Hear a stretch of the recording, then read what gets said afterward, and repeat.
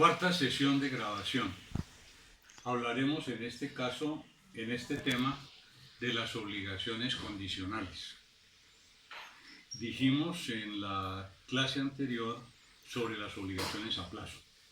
Mencionamos la diferencia entre plazo, condición, la normatividad, las obligaciones condicionales, los efectos de las obligaciones a plazo, la renuncia del plazo, la caducidad del plazo y demás. Nos vamos a dedicar ahora a hablar de las obligaciones condicionales, de manera que ustedes harán una especie de interpretación entre lo que son las obligaciones condicionales, el tema que referiré en esta charla, y las obligaciones a plazo. Tengo que hacer una precisión en materia de obligaciones a plazo que preterí en la charla anterior, y es la siguiente.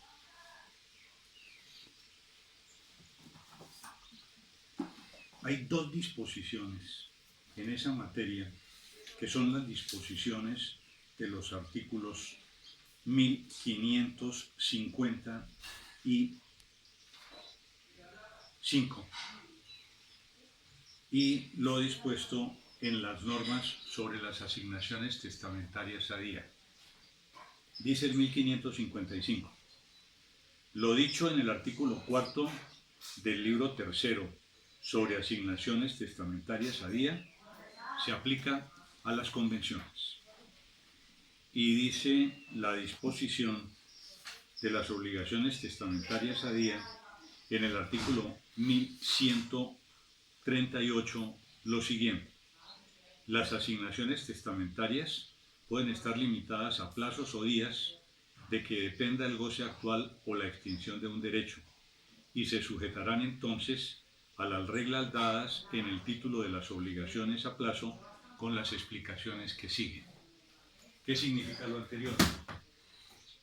Significa lo anterior que en materia de obligaciones a plazo hay una norma desde el punto de vista del derecho civil de las obligaciones que remite al derecho civil de las sucesiones, y hay una norma en el derecho civil de las sucesiones que remite al derecho civil de las obligaciones.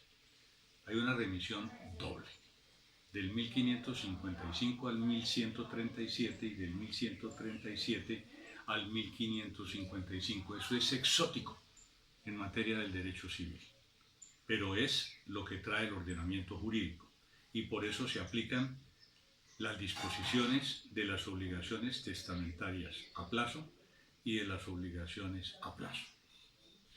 ¿Entienden el fenómeno? Sencillo. Lo propio ocurre con las obligaciones condicionales. Significa lo anterior que la última de las normas de las obligaciones condicionales está remitiendo a las disposiciones sobre las asignaciones condicionales, o sea, en materia de testamentos.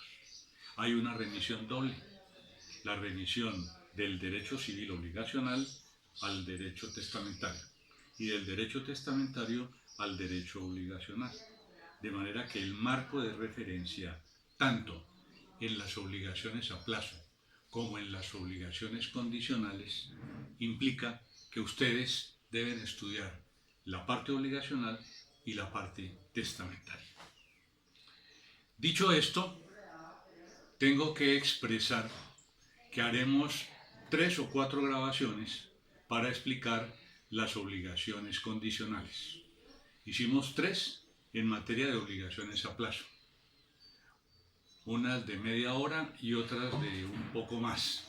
¿Por qué motivo? Porque el texto es muy pesado y es difícil subirlo al sistema, de manera que trataré de hacer también 3 o 4 desde el punto de vista de las obligaciones a plazo, perdón, de las obligaciones condicionales.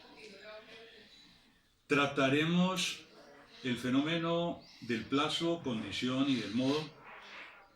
Definiremos la obligación condicional.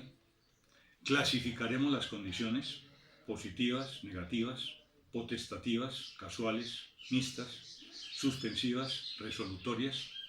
Hablaremos de las asignaciones condicionales.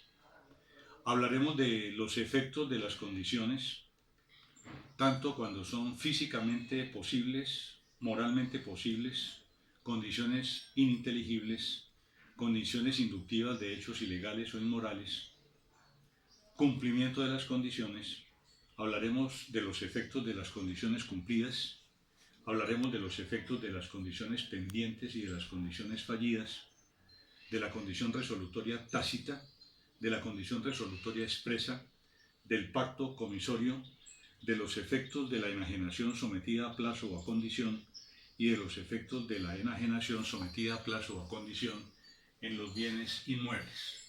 De manera que desde este punto de vista trataré de desarrollar toda la teoría sobre las obligaciones condicionales, tanto como lo hice con las obligaciones a plazo. Saben ustedes que el plazo es un evento futuro y cierto. Las condiciones es un evento futuro pero incierto. La gran diferencia entre el plazo y la condición implica precisamente en la certeza. El plazo es cierto, la condición es incierta. Conlleva lo anterior que la condición puede o no suceder. Que mañana llueva en este sitio, que Juan se case con María, que María se gradúe de abogada, que Pedro construya una casa, que Juan se reciba como médico, etcétera, etcétera. Las condiciones y los plazos son tantos como la imaginación humana. De manera que desde ese punto de vista lo que haremos es tratar de manejar lo que son las condiciones y lo que es la clasificación de esas condiciones.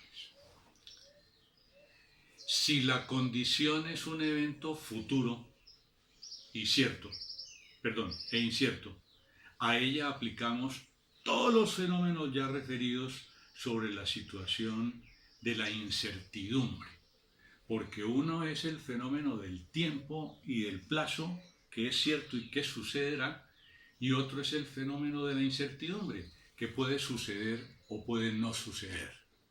Puede depender del acreedor, puede depender del deudor, puede depender de un tercero, puede depender del acaso, del azar, de muchos fenómenos. De manera que cuando hablamos de las obligaciones condicionales, presentamos la misma identidad que referimos con las obligaciones a plazo. La obligación condicional es obligación más condición nos da obligación condicional. Tenemos que estudiar, definir, manejar e interpretar todo lo de las obligaciones. El fenómeno de la definición, del nacimiento, de la extinción, de la transformación de los sujetos y todo lo de las condiciones. Cómo es la condición, un fenómeno futuro, un fenómeno incierto, cómo se clasifica, cómo se cumple, cómo no se cumple y demás. Esa identidad aritmética, obligación más condición igual a obligación condicional, desarrolla todo el fenómeno jurídico que trataremos de presentar en estas charlas. Dice el Código Civil colombiano en materia de obligaciones condicionales lo siguiente. Artículo 1530. Es obligación condicional la que depende de una condición, esto es, de un acontecimiento futuro que puede suceder o puede no suceder. Lo anterior implica que el Código define la obligación condicional y dice que esta es aquella que depende de una condición. Es una obligación que está sometida a una condición. Y luego dice que la condición es un evento futuro que puede suceder o puede no suceder. Reitero, la gran connotación de la condición es su incertidumbre. No estamos hablando de la inexistencia, estamos hablando de la incertidumbre. Porque hay tratadistas que dicen las obligaciones condicionales no existen. Y hay otros tratadistas que dicen las obligaciones condicionales no es que no existan, es que son inciertas.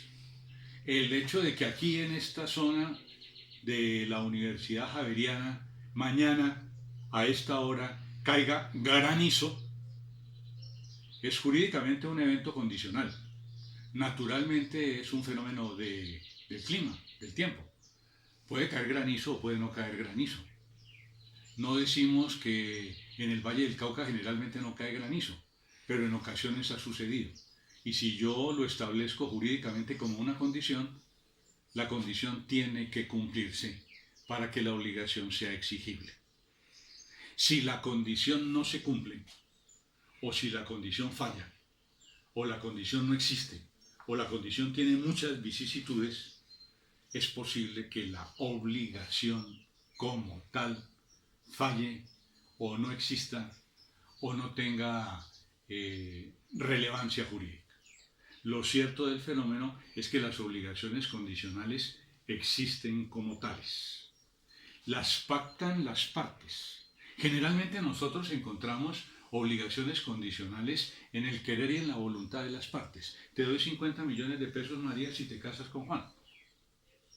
Le doy 200 millones de pesos si el caballo clavileño que usted adiestra gana el premio del mejor caballo campeón de paso fino colombiano.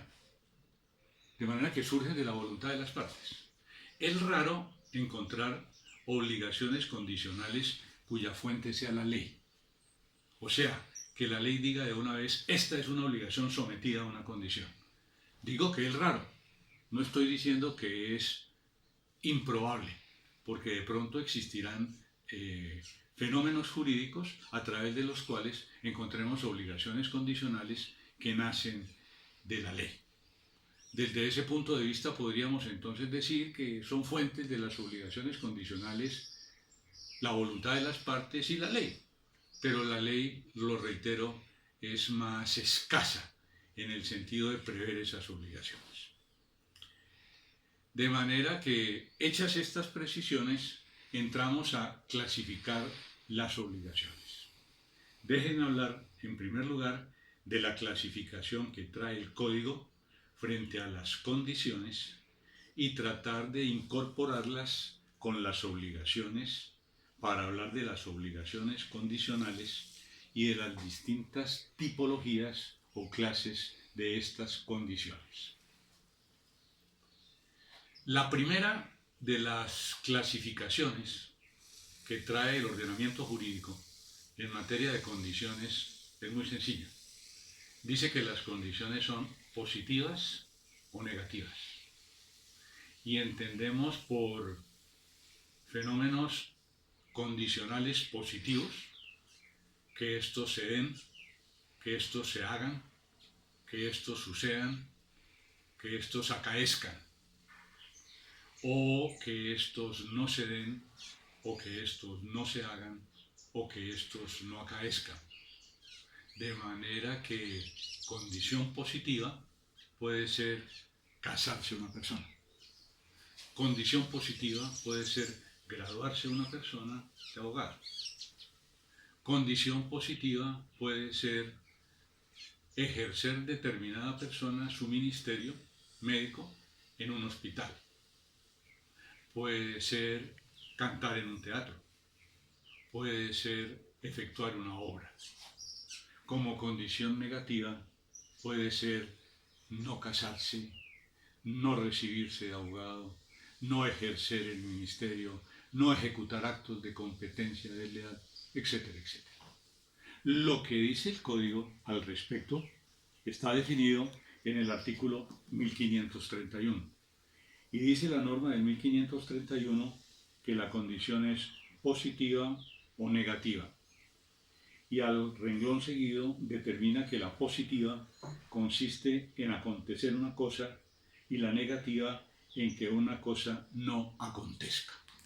De manera que desde el punto de vista sencillo y práctico del entendimiento, lo positivo implica obligaciones de dar y hacer, y lo negativo implica obligaciones de no hacer, implica abstenciones. Lo uno con sentido positivo y lo otro con sentido negativo. Luego, el 1532 le asigna unas categorías a la condición positiva. No le asigna categorías a la condición negativa. De manera que allí encontramos una primera diferencia relevante, porque la ley en la disposición del artículo 1532 dice que la condición positiva debe ser física y moralmente posible. Y luego, en las demás normas, no dice cuáles son las circunstancias de la condición negativa. De manera que tenemos que interpretar estas últimas. Cuando el 1531 expresa que la condición positiva tiene que ser física y moralmente posible, nos encontramos con la referencia que ya estudiamos en materia del objeto, en el artículo 1518. ¿Recuerdan? Dijimos, objeto tiene dos valencias, las cosas y los hechos. Y los hechos tienen que ser físicamente posibles y tienen que ser moralmente posibles. De manera que ahora, cuando hablamos de las condiciones positivas, nos volvemos a encontrar como una situación de contenido que la condición positiva tiene que ser física y moralmente posible. ¿Qué es físicamente posible? Que sea acorde con las normas de la naturaleza física. ¿Qué es moralmente posible? Que sea acorde con la ley, con las buenas costumbres y con el orden público. De manera que me retrotraigo a lo que expliqué en clase con relación a los hechos físicamente posibles y a los hechos moralmente posibles para que ustedes los apliquen a esta distinción. Simplemente rememoro y los traigo como ejemplo para que ustedes refresquen su mente.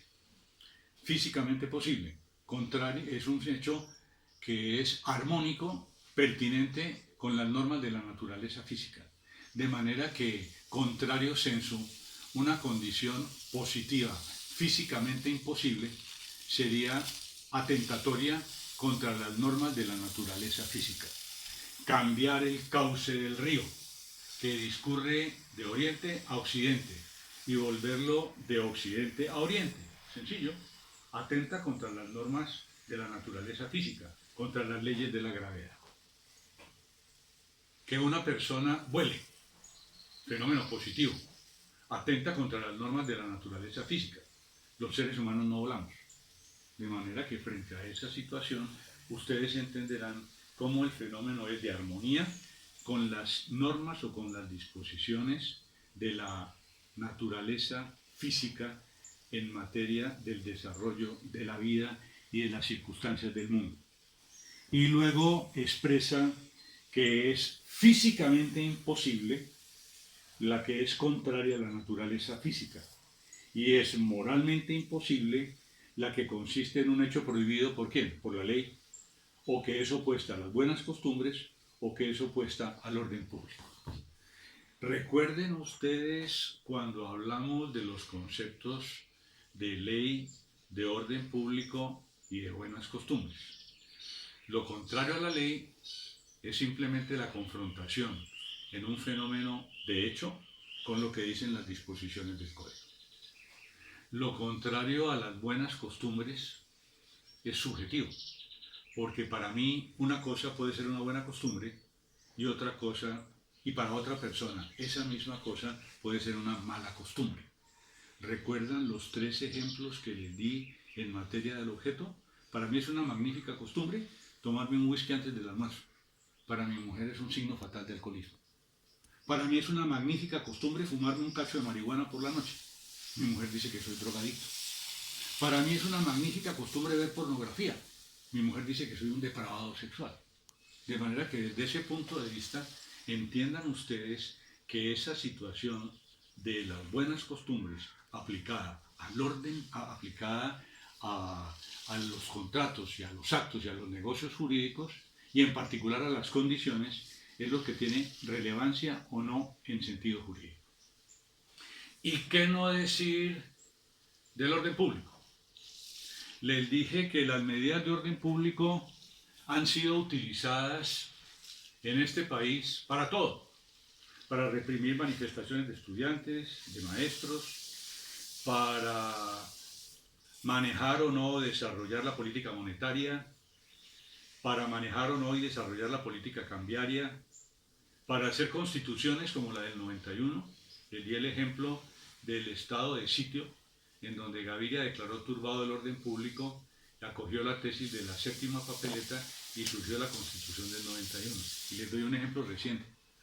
El presidente Duque acaba de decretar la conmoción interior y adicionalmente a los decretos generales o parecidos a los del 122 de la Constitución del 86, en ejercicio de la facultad privativa del manejo del orden público, citando sentencias de la Corte Constitucional, comienza a manifestar que ese orden público tiene que ver con la seguridad, con la tranquilidad, con la salubridad, con el ornato, con la protección de los recursos naturales renovables, y en materia de seguridad impone toque de queda. Impone toque de queda por 15 días. No es un decreto de estado de sitio, ni es un decreto de conmoción, es un decreto ordinario de manejo del orden público. De manera que aplicados todos estos conceptos al fenómeno de las condiciones, tenemos que la condición positiva tiene que ser física y moralmente posible. ¿Les queda claro? ¿Alguna duda? ¿Alguna pregunta? Bien. A renglón seguido, dice el código que se mirarán también como imposibles las condiciones que están concebidas en términos ininteligibles. ¿Qué significa lo anterior? Significa que si en ejercicio de la autonomía de la voluntad yo planteo una condición que no se puede entender, esa condición no cumple con el rigorismo establecido en la ley. Y como no cumple con el rigorismo establecido en la ley, como mínimo, incumple la formalidad de ley y es nula, de nulidad absoluta, por objeto ilícito. Desde este punto de vista, si me comprometo con Natalia a darle 50 millones de pesos, si la luna entra en conjunción con Titán, la luna de otro planeta, en el cuadrante sexto de la casa 2, y se produce una disparidad en los fenómenos del tiempo, le doy 50 millones de pesos. ¿Qué es eso? Un fenómeno inteligible, totalmente ininteligible. Y como la condición de darle los 50 millones de pesos es que se cumplan todos los fenómenos descritos, que son ininteligibles, pues entonces se falta al requisito previsto en la ley. En términos de síntesis, podríamos decir que las condiciones positivas tienen que ser físicamente posibles, tienen que ser moralmente posibles y tienen que ser entendibles. Porque sí, contrario sensu, son, valga la redundancia, contrarias a las normas de la naturaleza física o contrarias a la ley, a las buenas costumbres y al orden público, y además ininteligibles, no cumplen con los postulados del 1531.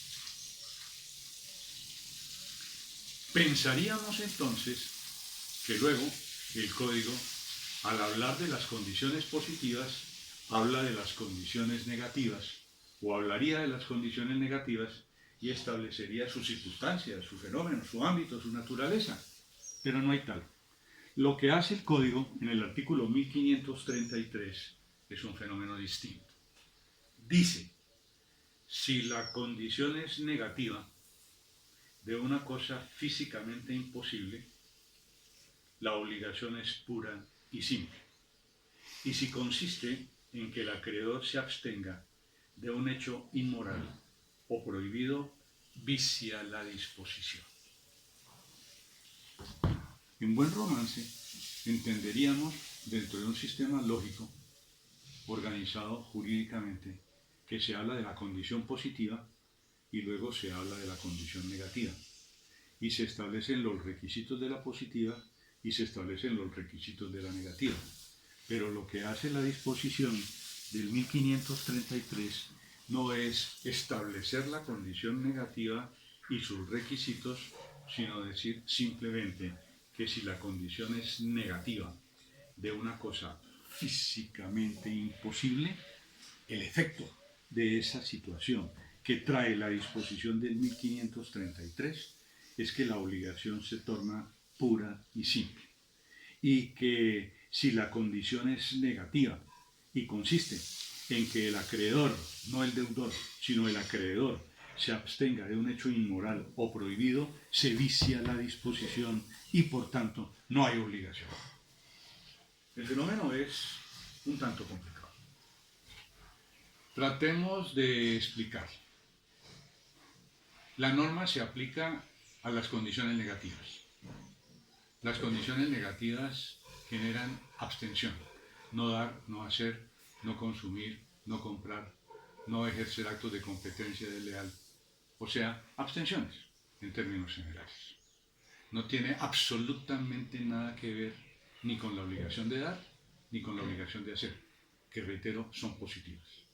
Aquí hablamos de una condición negativa. De manera que hablamos de lo que ya expresé, pero con una connotación. Esa condición negativa es negativa de un hecho físicamente imposible. O sea, un hecho que contraría las normas de la naturaleza física. Y el efecto es que la obligación se torna pura y simple. ¿Recuerdan ustedes sus estudios de álgebra en donde menos por menos da más? ¿O sus estudios de aritmética en donde menos sigue siendo menos, pero se suman las partidas, las variables? Aquí sucede algo por el estilo. Se dice, la condición es negativa de una cosa físicamente imposible. Obligación. Yo, Carlos, le doy a usted, Teresa, 50 millones de pesos si usted no toca la luna con la mano. No estoy hablando de la obligación, estoy hablando de la condición. Porque la obligación es que Carlos le tiene que pagar a Teresa 50 millones de pesos. Yo soy el deudor y ella es la acreedora. Esa es la primera parte de la identidad. Obligación más condición igual a obligación condicional. Entonces la obligación ya está. ¿Cuál es la condición? Negativa. No tocar la luna. ¿Con qué? Con la mano. En este acápite de las condiciones negativas sigo a Fernando Vélez. Les entregué las conferencias de Fernando Vélez sobre el tema. ¿Qué es lo que dice Fernando Vélez en su libro, que es excelente y que es muy claro, escrito hace mucho más de 100 años? Dice el siguiente ejemplo ya puesto: no tocar la luna con la mano. ¿Será que nosotros los seres humanos podemos tocar la luna con la mano? De pronto, cuando estamos pasados de copas, no solamente tocamos la luna con la mano, sino que hasta allá vamos.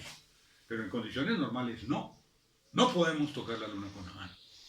No estamos diciendo que el hombre no haya llegado a la luna, de hecho ya lo hizo y varias veces. Simplemente estoy poniendo como condición no tocar negativa la luna con la mano. No tocar negativa la luna con la mano es un fenómeno físicamente imposible, de manera que sería una condición negativa y un fenómeno físicamente imposible. ¿Qué es lo que dice la legislación en esa disposición del artículo 1533 al respecto? Que el efecto, si yo consagro una condición negativa físicamente imposible, se vuelve una obligación pura y simple. ¿Qué implica volver una obligación pura y simple? Implica no considerar la condición. Solamente se considera la obligación. De manera que la obligación pura y simple es aquella que no está sometida ni a plazo, ni a condición, ni a modo.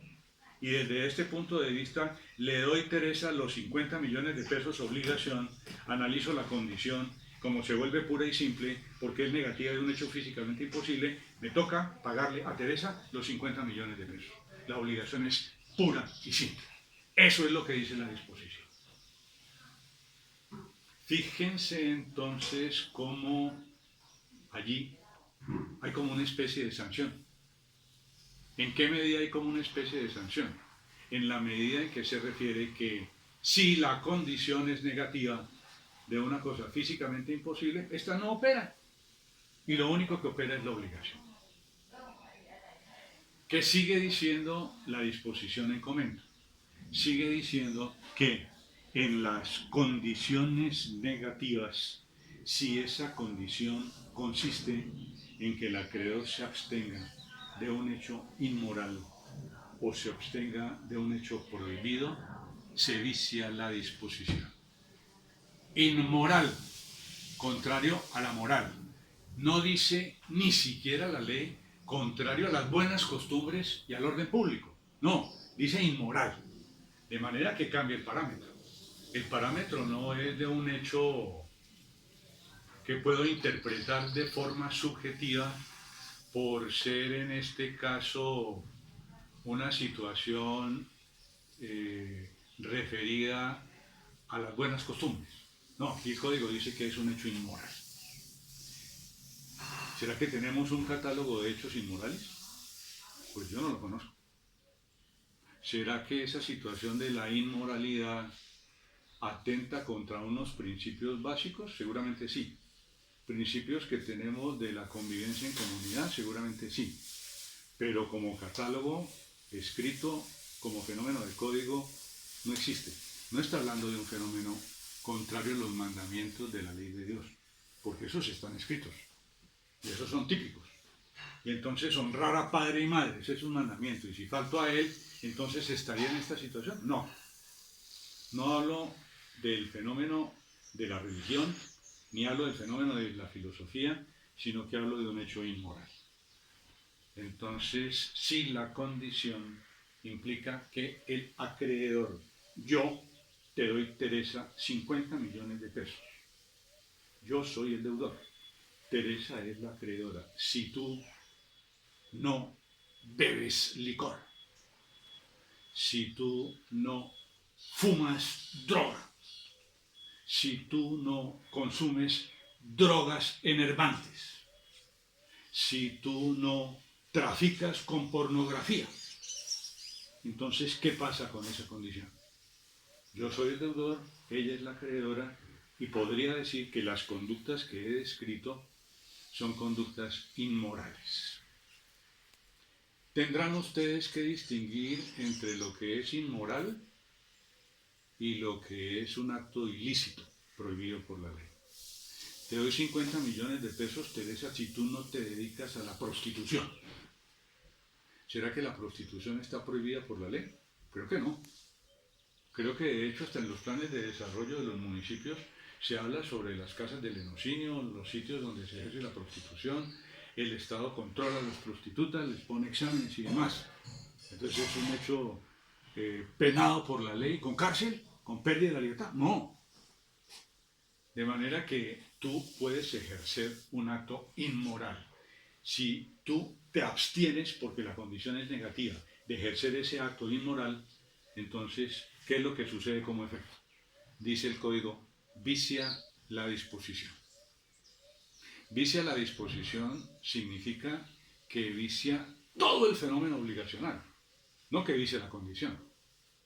De manera que esa obligación condicional, donde la condición es negativa y el acreedor se abstiene de un hecho inmoral, no prostitución, no droga, no alcohol. El consumo de alcohol no está prohibido por la ley, hasta donde yo entiendo.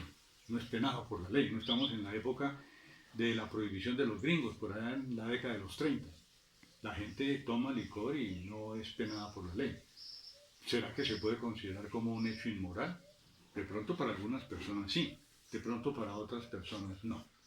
Lo único de este fenómeno y lo que quiero resaltar desde este punto de vista es que la condición es negativa.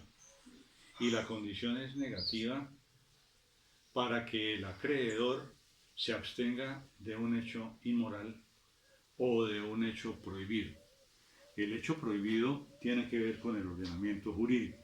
El hecho inmoral tiene que ver con la violación de la moralidad. Y el efecto es que se vicia la disposición. Y viciar la disposición no es viciar la condición, es viciar todo el fenómeno de la obligación condicional. Entre otras cosas porque se refiere al acreedor, condición negativa para que el acreedor no ejecute un hecho inmoral o prohibido.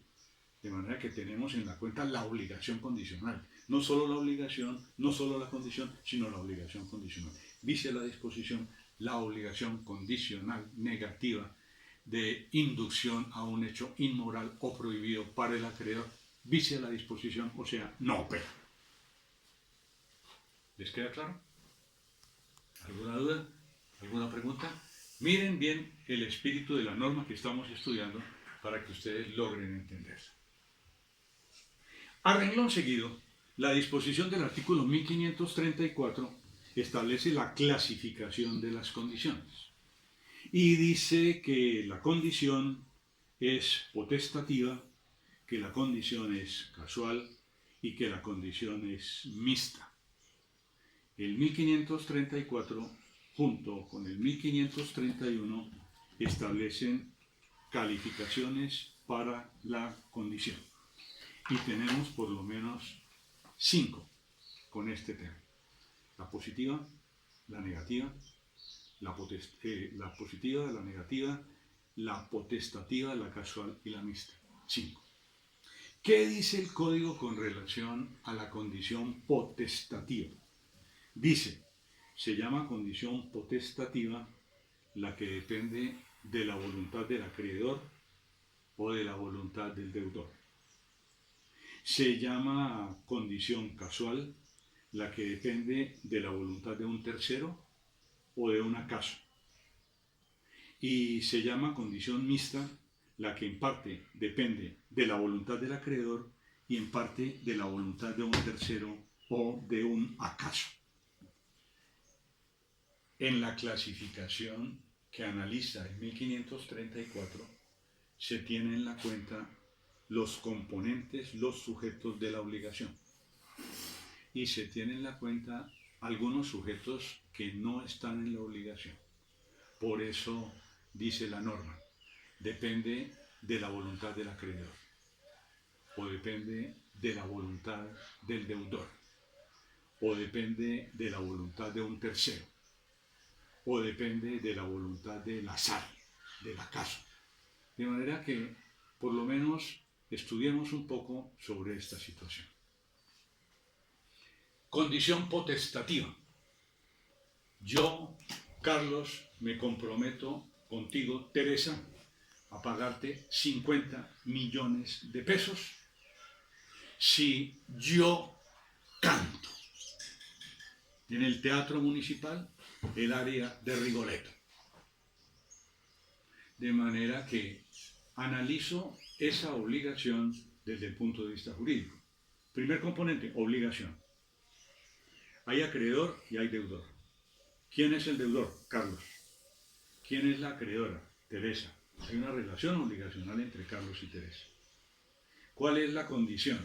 Sencilla, de que Carlos cante en el Teatro Municipal, el área de Rigoletto. Significa lo anterior que yo, que soy el deudor de los 50 millones de pesos que le debo pagar a Teresa, tengo que ir al Teatro Municipal y cantar el área de Rigoletto. Esa sería una obligación condicional, potestativa, que depende de la voluntad del deudor. Podría cambiar el ejemplo y digo, Teresa, te doy 50 millones de pesos si tú cantas en el Teatro Municipal el área de Rigoletto. Significa que desde el punto de vista del contenido de la obligación hay un acreedor y hay un deudor. Carlos es el deudor, Teresa es la acreedora. ¿Qué tiene que hacer Teresa como acreedora para cumplir la condición? Ir al Teatro Municipal y cantar. De manera que esa es una obligación potestativa que depende de la voluntad de la acreedora. Surge de la mente de las personas, surge de la autonomía de la voluntad y es potestativa. Depende de la voluntad de las personas. Permítanme, antes de hablar de las otras dos clasificaciones, de mencionar el fenómeno de que trata el artículo 1535, cuando manifiesta: son nulas las obligaciones contraídas bajo una condición potestativa que consista en la mera voluntad de la persona que se obliga. ¿Qué significa que consista en la mera voluntad de la persona que se obliga? La persona que se obliga es el acreedor.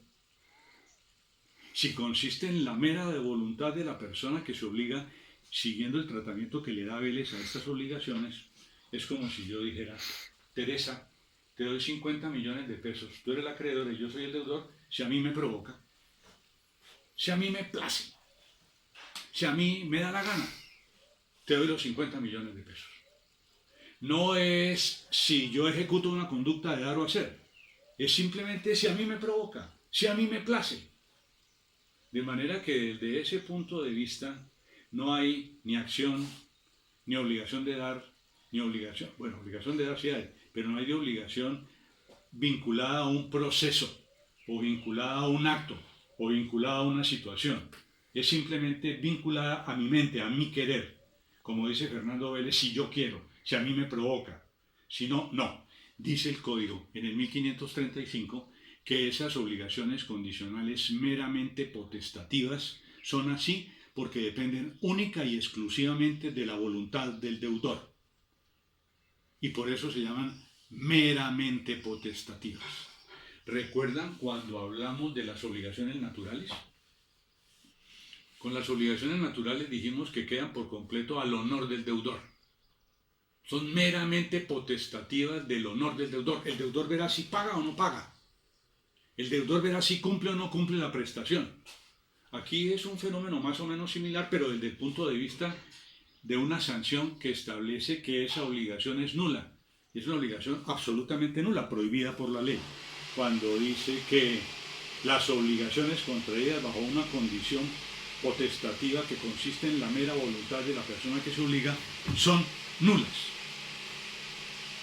De manera que tenemos el ámbito de las condiciones potestativas que dependen de la voluntad del acreedor y de la voluntad del deudor y de las condiciones casuales o mixtas que paso a explicar. La condición es casual si depende, en los términos del artículo 1534, de la voluntad de un tercero o de un acaso. La voluntad de un tercero implica vincular a esa relación obligacional condicional la disposición de un tercero o la disposición de un fenómeno de azar. Carlos, deudor, me comprometo a pagarte a ti, Teresa, que eres la acreedora, 50 millones de pesos si Julián canta el aria de Rigoletto en el Teatro Municipal de Cali.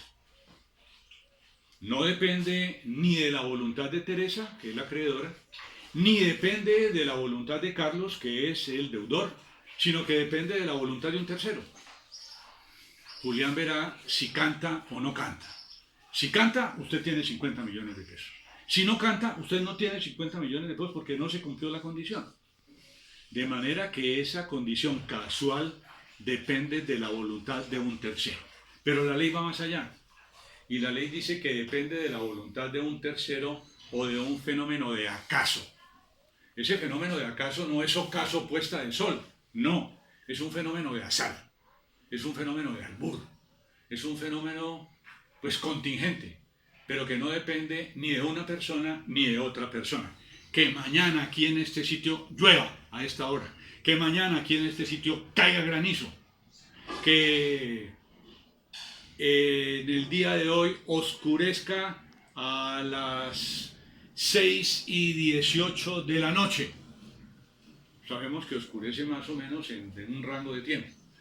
¿Por qué motivo? Depende del fenómeno del acreedor, no. Del deudor, no. De un tercero, no. Depende de un fenómeno de albur, depende de un fenómeno de azar. De manera que eso es lo que caracteriza en forma típica la condición casual. Y dice el Código, por último, en el 1534, que la condición puede ser mixta. Mixta la que en parte depende de la voluntad del acreedor y en parte de la voluntad de un tercero o de un acaso. O sea, la condición mixta es un híbrido entre la condición potestativa y la condición casual. Y tiene dos medidas. De una parte depende de la voluntad del acreedor, el código no dice de la voluntad del deudor, sino de la voluntad del acreedor, y de otra parte de la voluntad de un tercero o de la voluntad del acaso. Les doy el ejemplo típico y luego vuelvo sobre el asunto. Teresa, le doy 50 millones de pesos si usted se casa con Luis. Teresa quiere casarse. Luis quiere casarse. Ambos quieren casarse. Yo soy el deudor, Teresa es la acreedora. Y resulta que Luis muere. Y no se puede casar con Teresa. ¿Será que se cumple la condición? No. ¿Por qué no se cumplió la condición? Porque dependía de la voluntad de un tercero. ¿Cuál era el tercero? Su novio Luis. ¿Debieron casarse? No se casaron. Que no se casaron porque Luis murió. Pues ese es otro fenómeno que analizaremos más adelante. Pero lo cierto es que depende de la voluntad de una persona, que es en este caso la acreedora, y otra persona que es un tercero. Supongamos que frente a ese fenómeno de las condiciones mixtas, las partes convengan en que la condición dependa no de la voluntad de la acreedora, sino de la voluntad del deudor. Teresa, le doy 50 millones de pesos si yo, Carlos, que soy el deudor, me caso con Juana. Entonces, depende de una parte de la voluntad del deudor y de otra parte de la voluntad de un tercero, que es Juan. Sigo lo que dice Vélez, y Vélez manifiesta. No me explico por qué el código, en la disposición que estamos leyendo, el 1534, restringe la condición mixta a que de una parte se cumpla por el acreedor, porque el código dice de una parte la voluntad del acreedor y de otra parte la voluntad de un tercero de un acaso. ¿Por qué el código no dice la voluntad del acreedor o del deudor? Porque podría ser. ¿Y qué sucede si se establece una condición como la que estoy poniendo de presente? Vale decir, que la condición sea casarse el deudor con una tercera persona, depende de su voluntad como deudor y depende de la voluntad de la tercera persona. Vélez dice, es perfectamente válido, es perfectamente posible. El hecho de que el código no diga en forma expresa y categórica que depende de la voluntad del deudor o del acreedor, sino que lo refiera solo para el acreedor, no limita la posibilidad de contratación en ámbito de la autonomía de la voluntad. De manera que desde ese punto de vista, siguiendo a Vélez, yo entiendo que en la condición mixta puede operar, en primer lugar, con la voluntad del acreedor o con la voluntad del deudor y con la voluntad de un tercero o con la voluntad de un acaso. ¿Entienden el fenómeno? ¿Alguna duda? ¿Alguna pregunta? Tenemos, reitero, 5 clasificaciones para las condiciones. La positiva, la positiva con su reglamentación, la negativa sin reglamentación, la potestativa, la casual y la mixta. Y tenemos las meramente potestativas. Interrumpo la grabación más adelante para seguir con la clasificación de las obligaciones, de las condiciones suspensivas y resolutorias. Segunda parte del tema. Gracias.